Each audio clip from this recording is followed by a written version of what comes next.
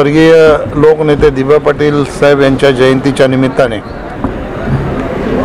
माजी खासदार डॉक्टर संजीव नाईक यांनी पुढाकार घेऊन ह्या विभागातील तरुणांना रोजगाराची व्यवसायाची संधी निर्माण व्हावी याच्यासाठी आज या ठिकाणी रोजगार मेळाव्याचं आयोजन केलेलं आहे। निश्चितपणाने काही व्यक्तिमत्व असे असतात की त्यांच्या जीवनामध्ये सतत संघर्ष करून दुसऱ्याच्या जीवनामध्ये आनंद देण्याचं काम ती करत असतात। त्यापैकी एक दिबा पाटील साहेब होते आणि त्यांच्याच व्यक्तिमत्वातून प्रेरणा घेऊन संजीव नाईक यांनी दुसऱ्यांच्या जीवनात आपल्याला कसा आनंद देता येईल याच्यासाठी या रोजगार मेळाव्याचं आयोजन केलं।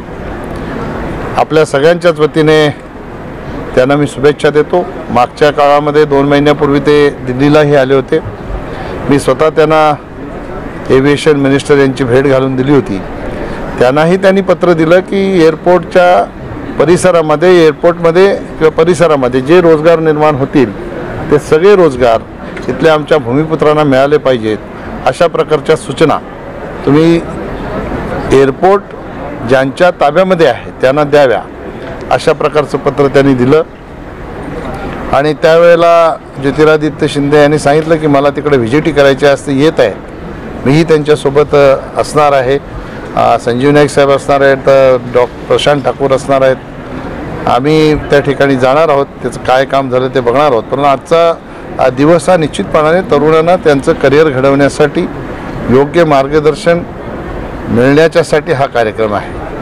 सर, प्रकल्पग्रस्तांना आपण भाषणात बोललात की आपले स्थानिक जे लोक आहेत त्यांच्यासाठी एअरपोर्टवरती विविध कामांसाठी जे उपयोगी आहे तसं ह्या रोजगारामध्ये या रोजगार मेळाव्यात तशा प्रकारच्या योजना किंवा कंपन्यांना आणि हे प्राधान्य दिलेले आहे। एकंदरीतच स्थानिकांना प्राधान्य देण्याचं काम या रोजगार मेळाव्यातून होईल, निश्चित होईल। बघा, आपल्याला कोणाला वाटलं होतं का ह्या एअरपोर्टला दिबा पाटलांचं नाव मिळेल?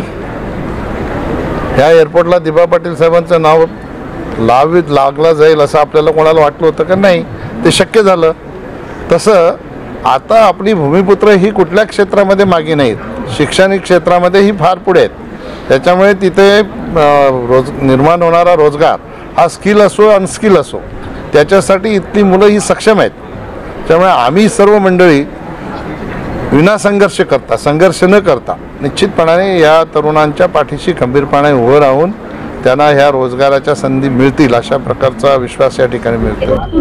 माननीय लोकनेते दिबा पाटील साहेबांच्या 98व्या जयंती निमित्तानं रोजगार, स्टार्टअप अशा विविध माध्यमातून भविष्यातल्या तरुणींना उपलब्ध होणाऱ्या संधी ह्या अनुषंगानं आज हा मेळावा या ठिकाणी माननीय केंद्रीय पंचायत राज मंत्री कपिल पाटील साहेबांच्या माध्यमातून उद्घाटन झालं।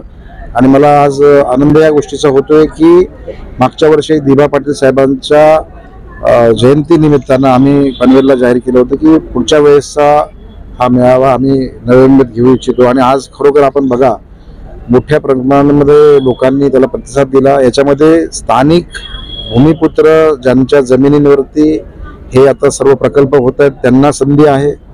तसंच या ठिकाणी या शहरामध्ये राहणारे मग हे कुठल्याही जाती धर्मपंथाची लोक असतील त्यांच्यासाठी सुद्धा ही एक सुवर्ण संधी आहे। आणि मला असं आनंदाने सांगावं वाटतंय की माननीय नरेंद्र मोदी साहेबांनी या 9.5 वर्षामध्ये ज्या पद्धतीनं देशाच्या आर्थिक एकंदरीत स्थैर्यतेमध्ये तरुणांनी सहभाग करावा आणि तरुणांच्या माध्यमातून पुढचा भावी भारत घडवावा ही जी अपेक्षा व्यक्त केली ती पूर्ण करण्यासाठीचा आमचा सर्वांचा प्रयत्न आहे।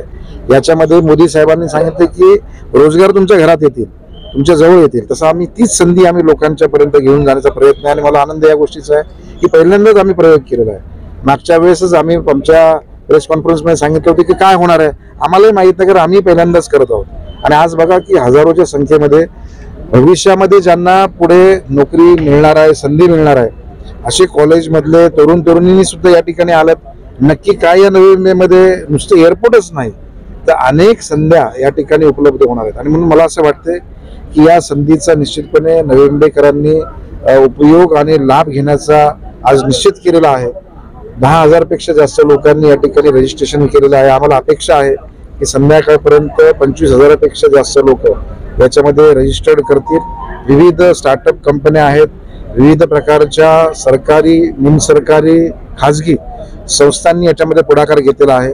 अनेक असे उद्योजक आहेत की ज्यांनी शून्यापासून सुरुवात केली आणि आज शेकडो हजारो कोटींवरती ते पुढे जातात.